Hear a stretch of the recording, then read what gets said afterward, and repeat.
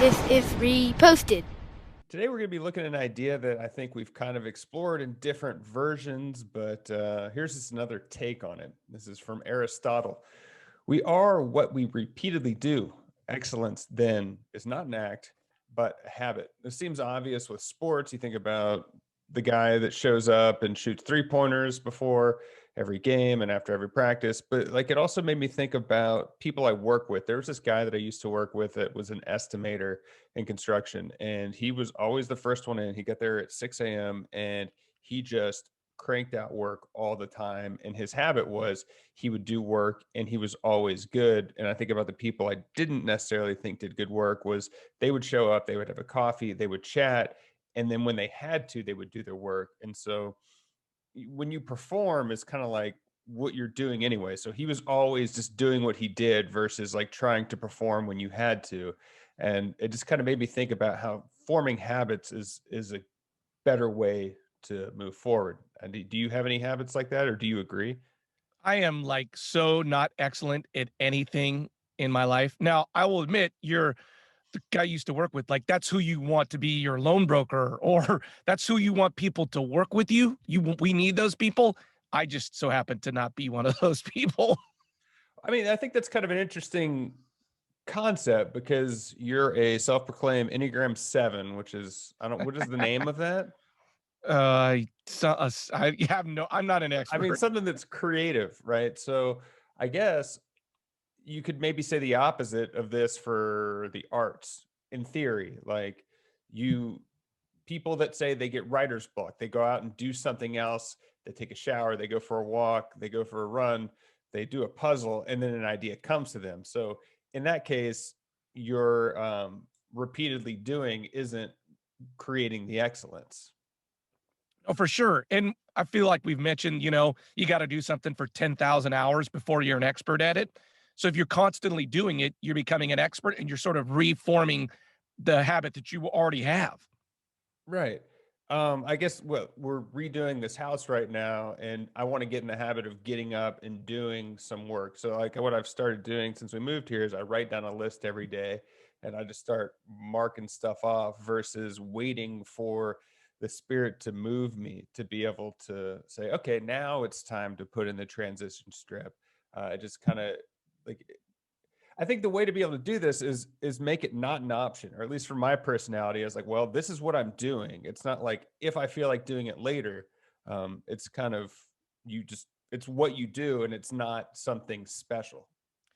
I will just kind of push back on that idea, right? I think you have to have that temperament. The guy that you mentioned first from your work, like that's a temperament. I don't think most people can just do that. I think that's like a temperament built type of a personality. You can work towards that if you want to be good at something, but I feel like that's more the makeup of a person.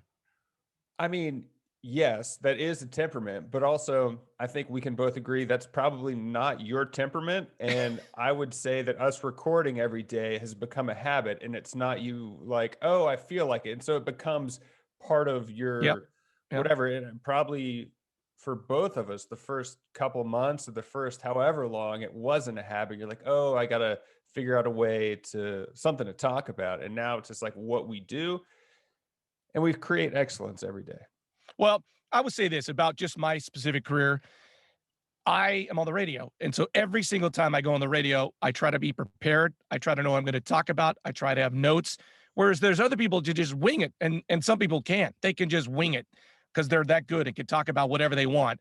But I have to be someone. So I have learned over the course of my career, I got to be prepared and it's got to be written out from me. I got to know exactly how to do it. And I got to do that every single time or it just doesn't work for me. I mean, I think you're kind of talking down is maybe not the right word, but you're like down, yeah, you're downplaying what you do and what people that wing it do. The people that wing it didn't like have that comfort level the first time they got on air. Yeah. You volunteer, you've talked about that where you were doing trivia. Like you probably wing that to some extent. There's nothing natural about what we're doing right now, and it just kind of gets better with repeatedly doing it. I guess practice makes perfect is kind of what we're saying. And I would also say, though, excellence comes at a cost. Like you think about Tom Brady. I mean, he is excellent at what he does. He's sort of the extreme example. He doesn't eat certain foods. He only drinks his vitamin water. He works out every single day when he's on vacation. Tiger Woods, to a degree, excellent at what he does, but that comes at a cost. Even the guy that you were mentioned at the very first, that's time that he could have been having breakfast with his family. So excellence, real. I mean, there's definitely something to be applauded for excellence, but it does cost something. It does cost something. And I mean, I guess that's the trade-off, but I think it's a good reminder. I was kind of thinking about the Golden Globes are kind of happening recently, and the award ceremony for acting is coming up. And it's like, what kind of makes success? And there's so much success you don't, or so much failure, like people doing stuff and does it go anywhere? And so you see these people be successful, and it's not like for acting, it's not like they showed up on set and put it on. Like there's thousands of hours with acting, startups, everything in life. And I guess this is me reflecting on starting habits. And I would just like to say, you've always heard the story about Tom Cruise, how excellent he is as an actor, that when he shows up to a shoot, he not only knows his lines, he knows everybody else's lines, and he knows where the director's going to put the camera. Like, he is the epitome of excellence. But once again, that comes at a cost. Like, he works really, really hard. Yeah. So I guess it kind of depends on if you want to be bad, good, great, excellent. I mean, there's different options. Well, if your name is Bill or Ted, please reach out. You can find us at Reposted Podcast on Facebook, Twitter, or Instagram. I'm Ted Theodore Logan for Bill S. Preston Esquire saying, thanks for stopping by.